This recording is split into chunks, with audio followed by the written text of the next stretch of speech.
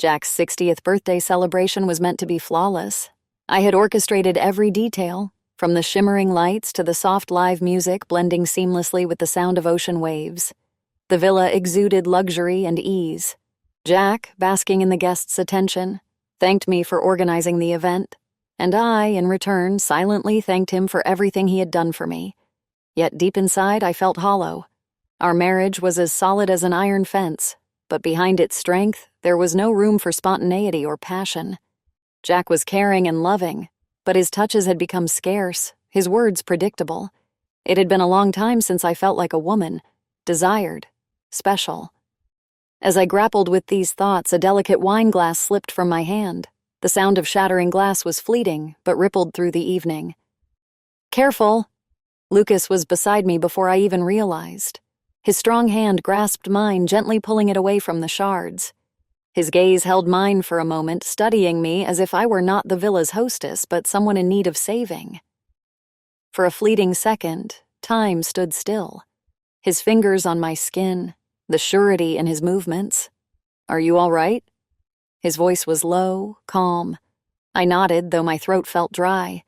As he returned to his place, I couldn't help but watch his broad back and athletic build. How had I never noticed how different he was? His military posture, piercing gaze, everything about him made me feel strangely alive. The evening continued, but my thoughts of Lucas lingered. Jack's arm rested around my shoulders as he shared stories with friends, but I was barely listening. I found myself stealing glances at Lucas, questioning why I was noticing him so sharply tonight. This realization unsettled me and thrilled me all at once. What was happening to me? Why had his presence felt so powerful? As the night wound down, the guests left, and I found myself alone on the terrace. The wind caressed my face, and the moonlight danced across the ocean. Within me, something new had begun to stir, something I couldn't yet name. The morning began peacefully. After breakfast, Jack suggested spending some time by the pool. It was unusual for him. He generally maintained a professional boundary with the staff. Yet this time, he personally invited Lucas to join us. We headed to the pool. The hot sun reflected off the water's surface, creating the illusion of dancing lights. Lucas nodded politely, accepting the invitation, though he seemed out of place. I watched him discreetly. He removed his shirt, and my gaze lingered on his torso. Every movement was precise, as though the discipline of his military past still shaped him. A peculiar feeling stirred within me, a mix of curiosity and faint excitement. Jack remained nearby, but I couldn't stop myself. My hand skimmed the cool water as my eyes followed Lucas's every move. Jack stepped away, leaving us alone. The tension in the air became almost palpable. Lucas kept his distance, but I noticed the smallest details. The way he avoided meeting my gaze, the way his shoulders seemed to bear an invisible weight. Slowly, I moved closer to the edge of the pool, my eyes never leaving him. He seemed to be waiting for something, perhaps permission to relax, or conversely, a sign that it was time for him to leave. I said nothing, only leaned forward slightly, allowing the sunlight to play across my skin. In this game, words were unnecessary. My movements and silent glances spoke volumes. Jack returned, shattering the fragile pause. Lucas immediately turned, straightened, and retreated to the shade. I noticed how his gaze lingered on me for a brief moment before he masked his emotions behind a professional demeanor. The rest of the day, I thought about how easily I could affect him. My beauty, my status, these were tools I was used to wielding, yet with Lucas it felt different. His reaction wasn't simple. There was a conflict in him that intrigued me deeply.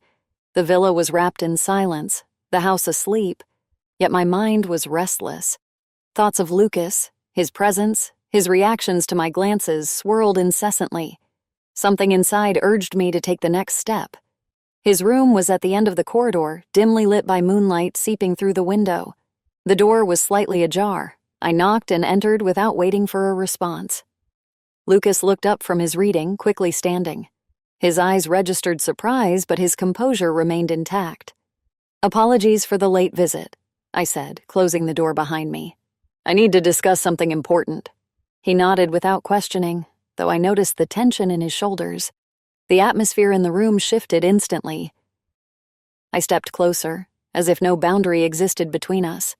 Lucas stood still, his eyes tracking my every move. His usual calm seemed like a mask concealing uncertainty beneath. "Your work is impeccable, of course," I said, taking another step. "But I'm curious. How far are you willing to go to fulfill my request?" I saw him tense further. His lips twitched as though he wanted to speak but chose silence. In that moment, I realized I was in complete control. His hesitation, his stillness, all played to my advantage. I raised my hand, brushing his shoulder lightly. His body stiffened as if I had touched a live wire.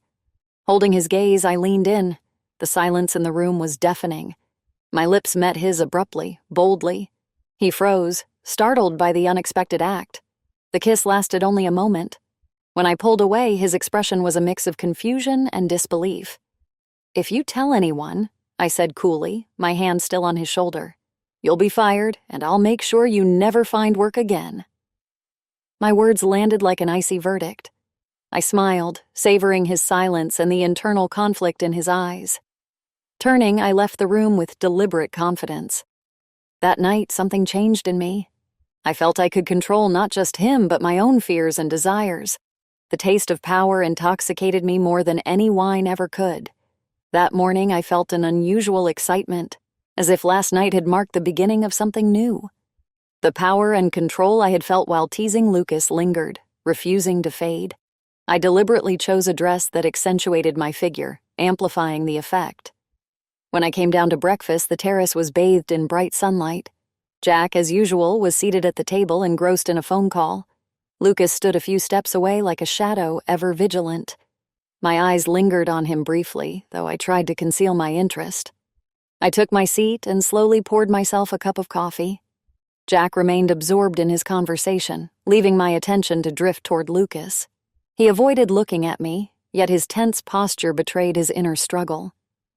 After breakfast, Jack retreated to his office, leaving me alone with Lucas. I approached him under the guise of discussing something important. "It's a warm day, isn't it?" I began with a faint smile, watching his reaction. He nodded but avoided my gaze, as if fearing that any movement might reveal too much. The tension between us was palpable.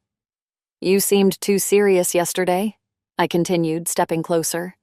He remained silent, his shoulders stiff, his eyes fixed somewhere in the distance. I relished this silent resistance, the internal battle I could see within him. That evening, Jack noticed my detachment. He assumed I was tired from the recent celebrations and suggested I take more time to rest. His words gave me freedom, allowing me to focus on my game. I began to realize this wasn't just about Lucas. He was a means of reclaiming the passion and control that had been absent from my marriage. Jack was kind and attentive, but his touches had become perfunctory, his words routine. With Lucas, everything felt different. A fire was igniting within me. I was aware of the risks, but that only made it more thrilling.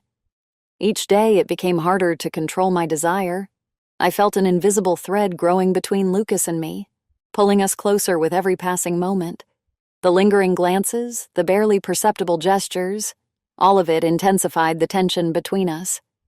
Jack suggested we spend the day inspecting the boat ahead of an upcoming outing with guests. It was perfect. Seclusion, a chance to be alone with Lucas. "Let Lucas help you with the inspection if needed," Jack said casually, unaware that his suggestion would pave the way for the next move in my game. The sun reflected off the water at the dock, creating endless ripples of light. Lucas was as composed as ever, but I could see his tension growing with each word I spoke, each movement I made. "You look tired," I remarked, slowly letting my gaze trace over his face. "Maybe you should relax." My voice was soft but carried a challenge. Lucas stepped back, as if trying to maintain distance, but I closed the gap, moving closer. "No one will see us here," I whispered, leaning in even further. He remained silent. His silence was louder than any words, and in that moment, I felt his defenses begin to crumble. Without waiting for a response, I leaned in and kissed him. The kiss was sharp, filled with pent-up passion. His hands briefly brushed my shoulders before pulling back. I could see the conflict in his eyes, but I knew I had won this round. Footsteps on the wooden dock made us spring apart. My heart raced. It was Jack. "Everything all right?" he asked, approaching us. "Of course," I replied calmly, turning to him. "We were just discussing if anything needs fixing." Lucas nodded, his professional mask firmly back in place. Jack seemed oblivious, but the moment had sent a jolt of adrenaline through me. Left alone, I realized for the first time that I was afraid of the consequences. This connection with Lucas was no longer just a game. It had touched something deeper, something I couldn't explain. Excitement, fear, and anticipation churned together in a chaotic whirlwind. How far was I willing to go? And what would I do if everything spiraled out of control? After the events at the dock, Lucas tried to maintain his distance. His professionalism became even more pronounced. He avoided conversations, averted his gaze, and didn't linger in my presence longer than necessary. This only fueled my interest. Every attempt he made to withdraw felt like a challenge. I continued testing his boundaries, holding my gaze on him just a bit longer than appropriate, asking seemingly innocent questions that made him uneasy. It was difficult for him to hide his tension, and I took a strange satisfaction in that. Jack, on the other hand, began noticing changes. He was a perceptive man, accustomed to analyzing those around him, and my sudden introspection didn't escape his attention. "Is everything all right, darling?" he asked over dinner one evening, noting my distant expression. "Of course," I replied with a smile, quickly redirecting the conversation to his projects. "Just tired." That answer satisfied him, but only temporarily. Jack started paying attention to the small details. How long I lingered by the pool. How often I asked Lucas for help with one task or another. The incident with the housekeeper was the turning point. She had witnessed a brief exchange of glances between Lucas and me in the hallway. It was fleeting, but to an observer it might have seemed significant. She approached Jack, delicately suggesting that he keep an eye on us. "I might be mistaken, sir, but they seem to cross paths quite often," she said, leaving Jack to draw his own conclusions. Being a rational man, Jack didn't react impulsively. He knew emotions could cloud judgment. Instead, he began watching Lucas and me closely, carefully observing without revealing his suspicions. I could feel his gaze. Every time Lucas and I were in the same room, Jack would seemingly pass by or linger longer than usual. His behavior was unsettling, but I refused to let it show. A sense of unease began to grow within me. It felt as though our game was no longer safe. But I wasn't ready to stop. The evening began quietly and decorously. The living room was bathed in the soft glow of candles, their reflections dancing on glass surfaces. Jack, as always, was the gracious host, enthusiastically discussing business with his partner. I sat beside him playing the role of the perfect wife, smiles, brief comments, all mechanical. My attention was fixed elsewhere. Lucas stood in the far corner, motionless like a statue. His stance was confident, his gaze directed somewhere beyond the immediate surroundings. Yet I knew he felt my presence as acutely as I felt his. When Jack excused himself to retrieve some documents from his office, silence descended upon the room. For a brief moment it seemed even the candles stopped flickering, waiting for what might unfold. I rose, ostensibly to adjust the curtains by the window, but in truth to edge closer to him. Lucas kept his eyes averted, yet I noticed the slight clench of his fingers, a faint betrayal of his tension. My steps slowed as if to stretch out the moment. Passing him, I pretended to stop accidentally. The air between us felt heavy, almost tangible. I could feel the mounting urge to break his composure, to shatter the barrier he so carefully maintained. My hand brushed the edge of his sleeve ever so slightly. A trivial gesture, yet it unleashed a storm within him. His eyes snapped to mine, filled with tension and conflict, and I couldn't look away. I stepped closer, leaving him no room to retreat. My lips met his abruptly, decisively. The kiss was charged with everything. Restrained desire, challenge, power. His body froze, but within moments I felt him respond. His hands gripped my shoulders, not gently, but as if trying to anchor himself against the force of what was happening. Time ceased to exist. It was just our lips, the heat of his skin, the way his breaths came faster. It was a true tempest, a storm neither of us could control anymore. The sound of footsteps outside the door forced us apart. Lucas regained his neutral expression faster than I thought possible. I stepped back toward the window, striving for an air of calm. Jack entered with a folder in hand, his eyes scanning the room briefly but showing no signs of suspicion. "Everything all right?" he asked casually. I smiled, making my voice steady. "Yes, we were just discussing security arrangements," I replied. Jack seemed satisfied with the explanation, but his gaze lingered a moment longer than usual. A wave of adrenaline coursed through me. As dinner resumed, I played my role impeccably, savoring the view outside, islands bathed in moonlight, the water shimmering like a mirror. Jack spoke of our plans, and I nodded, engaging in the conversation. But inside, everything was different. Lucas was more than just a secret. His presence had become something transformative. It was a risk, but one I needed to take. The night promised to be calm. Jack, as usual, was engrossed in his discussion with a partner, leaving me free to use the time as I wished. This gave me the opportunity I needed. I suggested Lucas inspect one of the villa's remote rooms under the pretense of ensuring security. Jack, too preoccupied, barely registered the suggestion. Lucas met me in the designated room. It was secluded, hidden away in a quiet corner of the villa where no one could disturb us. His expression was tense, but he entered without a word. I closed the door behind him, and silence filled the air, thick and charged with anticipation. "It's too quiet in here," I said, stepping closer. Lucas watched me, his face composed, but I could see his breathing quicken. "We shouldn't," he began, his voice faltering. "Then stop me," I replied, placing my hand on his chest. His body tensed as though he were fighting himself, but a moment later his lips found mine.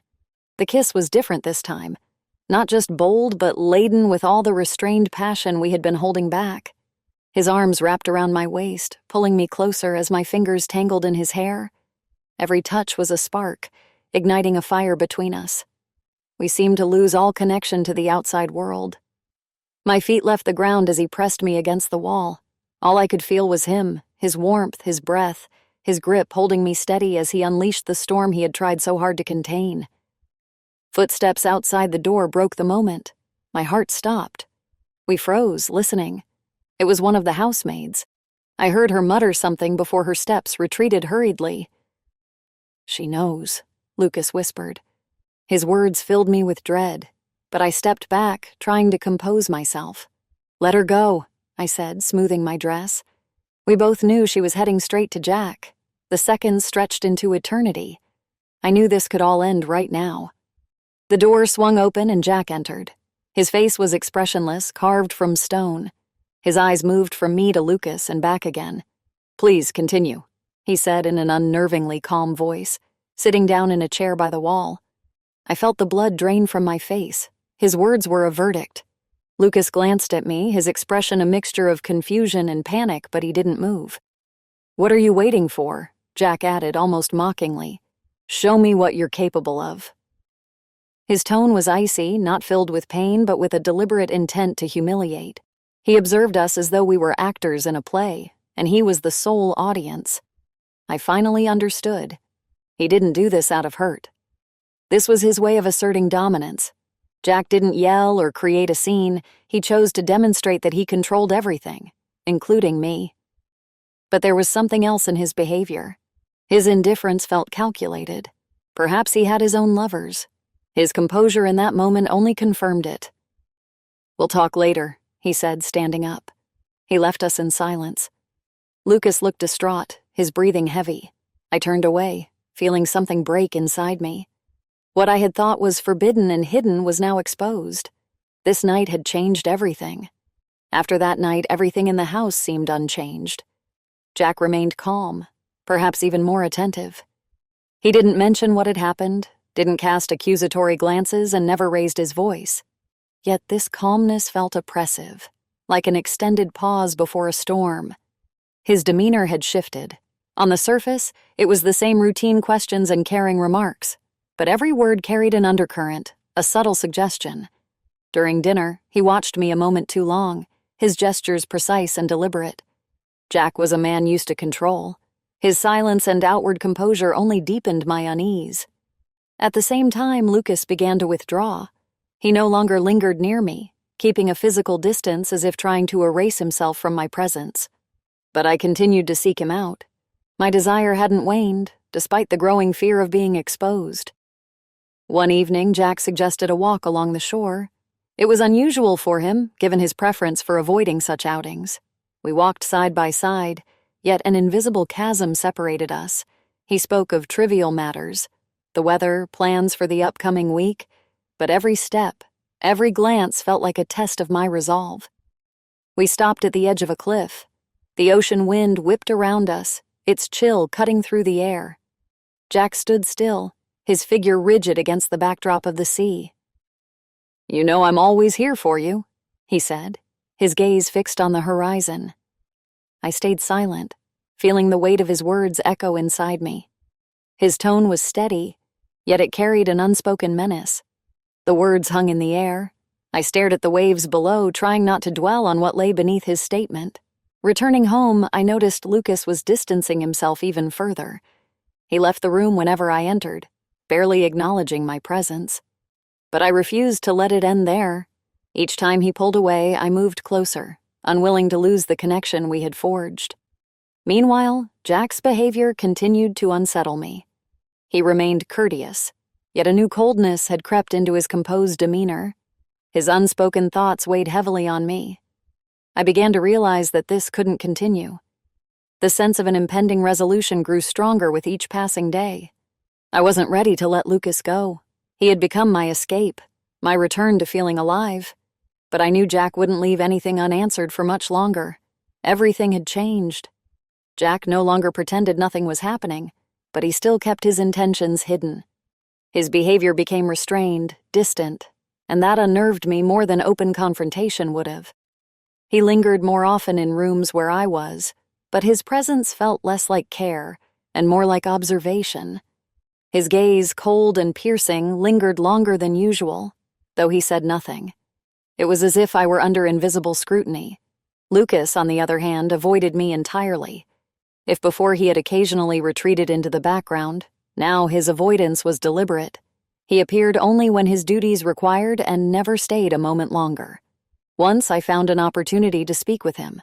He was standing near the terrace door, his posture tense as I approached. "You're avoiding me," I said quietly, trying to keep irritation from my voice. "This has gone too far," he replied without turning to face me. His words sounded like an admission of weakness.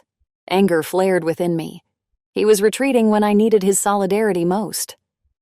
"Are you scared?" I asked, stepping closer. But he only shook his head and walked away without another word.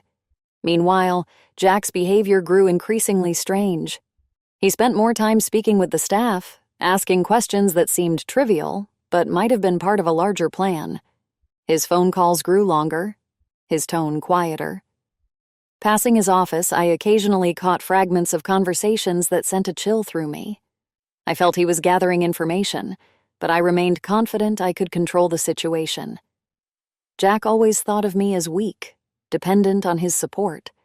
That sense of superiority made him underestimate me, yet there was now an invisible wall between us. During breakfasts and dinners, the silence became suffocating. Even when he spoke, his words felt hollow, as if uttered merely to fill the void. Every move he made, every action became a puzzle. It was clear he was planning something, but he showed no sign of his intentions. I knew the situation was nearing its breaking point. Everything pointed to it. Jack's behavior, Lucas's fear. But I still believed I could maintain control. Jack was rational, a man who solved problems without unnecessary emotion. Perhaps he had decided to turn a blind eye to what was happening. Those days were a whirlwind of thoughts. I tried to gauge how far Jack had gone in his suspicions, but no matter what, I couldn't allow myself to lose control of the narrative. The morning began with a sense of emptiness. Upon waking, I noticed an unusual stillness that seemed to fill the entire house. Normally, I would catch sight of Lucas within minutes, on the terrace, by the front door, or just passing by in the hallway. But he was nowhere to be found. I tried to convince myself it was merely a coincidence. Perhaps he was busy somewhere on the property or had gone out for some task. But with every passing minute, my unease grew. During breakfast, I decided to casually ask one of the villa staff if they had seen Lucas. The answer was evasive. I believe he took a few days off. The reply sounded too ordinary to be true. Lucas had never mentioned he was leaving. My gaze instinctively shifted to Jack. He sat at the table, leisurely flipping through the newspaper. His calm demeanor was almost unnerving. "Have you noticed Lucas isn't around today?" I asked, keeping my tone light. He looked up at me, his expression cold and composed. "He requested some time off," Jack said with a faint smile. "Apparently, he had some personal matters to attend to." His words sounded casual, but there was something off in his tone. It wasn't just an explanation. It was a message meant for me. I knew Jack too well to believe his story. He always said only what he wanted others to hear, carefully concealing his true intentions. A knot of fear began to form in my stomach.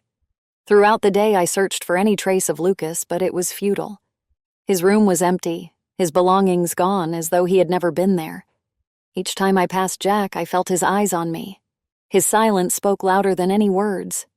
I realized he knew everything. He hadn't confronted me or created a scene. Instead, he had chosen a different approach. He had removed the problem.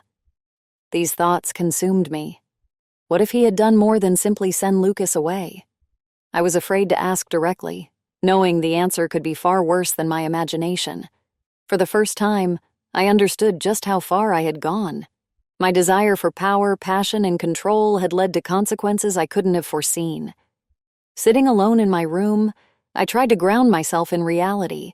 What had once seemed like a game had turned into a nightmare. My connection with Lucas was no longer just a secret. It had become a weapon Jack wielded to remind me who truly held the power. Several days had passed, but the tension in the house remained thick. Jack acted as if nothing had happened. His behavior was impeccably calm. Yet within that tranquility lay a terrifying power. Every move, every word now felt like a reminder that he knew everything. I tried to maintain the facade. I carried on with daily routines, smiled during breakfast, and discussed plans for the coming days. But inside, a single question consumed me. Where was Lucas? There were no answers. Every time I tried to inquire with the staff, they simply shrugged, claiming Lucas had taken a sudden leave. The explanation felt too convenient, too rehearsed. One morning, summoning my courage, I walked toward Jack's office. His doors were always open to me, yet today I felt like an intruder, daring to cross the threshold. Jack sat at his desk, motionless like a statue. Beside him stood an unfamiliar man, tall, broad-shouldered, his face cold and impassive. His gaze was sharp, as if already evaluating me. "Emily, let me introduce you to the new head of security," Jack said without looking up from his papers. I froze. His words sounded casual, but to me they were deafening. A new head of security. This meant Lucas would not return. The man gave me a slight bow, introducing himself, but his name was lost in the noise of my thoughts. I stared at Jack, searching for any hint of emotion, but he remained unreadable. "Lucas is no longer with us," Jack added dryly, as if concluding a simple matter. At that moment, everything fell into place. Lucas had been removed. This wasn't a leave of absence or coincidence, it was Jack's decision. Silence filled the room. I couldn't find any words. Jack finally lifted his gaze, meeting mine directly. His expression remained calm, but within that calmness lay a warning. "You know I always finish what I start," he said, as though this were an ordinary conversation. My lips moved, but no sound came. A cold shiver ran down my spine. "If you ever think of repeating this with the new guard," he continued, "the result will be the same. I hope that's clear." His voice was soft, yet each word cut like a blade. Jack's gaze was steady, penetrating to my core. He didn't wait for a reply. Rising from his chair, he made it clear the conversation was over. I left the office, feeling the weight of the villa's walls closing in around me. What had once seemed like a game now proved Jack controlled not only the house, but also me. At that moment, I realized there was no room left for mistakes. Jack would not tolerate anything that threatened his authority, and he had already shown what he was capable of. The house seemed engulfed in an oppressive silence. Every room felt too empty, too vast. Even the sunlight streaming through the windows couldn't dispel the cold that had settled within its walls. I sat alone in the living room, staring at a cup of coffee that had long since gone cold. The events of the past days had broken me. My confidence, my sense of control, it had all been an illusion. Jack had proven he didn't just govern our marriage, he controlled my entire life. I had thought I could play my games, but he had shown me how wrong I was. My thoughts kept circling back to Lucas. His disappearance felt like a blow I couldn't recover from. I didn't know what had happened to him.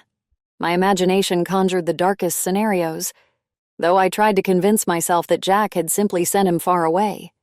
But even if that were true, did it absolve me of guilt? I recalled every moment we shared. His gaze, his touch. To me, it had been more than just desire. With him, I had felt alive. But now that connection had turned into loss. And fear. I was afraid of Jack. His silence, his cold stare. It was worse than any outburst. He didn't say anything directly, but I knew. He no longer trusted me, and I could no longer trust him. My freedom, which I had once taken pride in, had been nothing but an illusion. I might have been the mistress of the house, but Jack was its ruler. Even my desires, my passions were now under his control. It felt like I was standing on the edge of a precipice. Stepping back meant returning to routine, abandoning myself. But stepping forward? That could destroy everything I had left. That evening, I returned to the bedroom. Jack was already asleep, his breathing steady and calm, as if nothing had happened. I stopped in front of the mirror, gazing at my reflection. Where was the Emily who could boldly meet anyone's eyes? In the reflection, I saw only a tired woman, trapped by her own mistakes. The thought of the future filled me with dread. What would come next? Could I ever become myself again? I knew one thing for certain. The game I had started had ended in a way that left me far from victorious.